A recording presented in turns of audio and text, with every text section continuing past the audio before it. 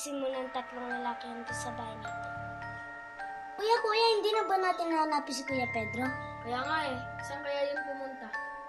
Yomar! Juan! Maya! Nakita ko na ang bangkay ng kapatid niyo.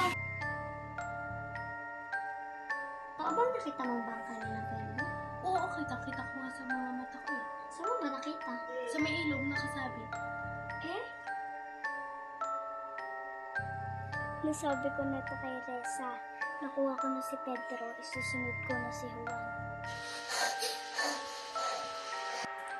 Bakit Maya? Ano nangyari sa iyo? May nagpakita sa aking babae. Sinabi niya na daw sa'yo.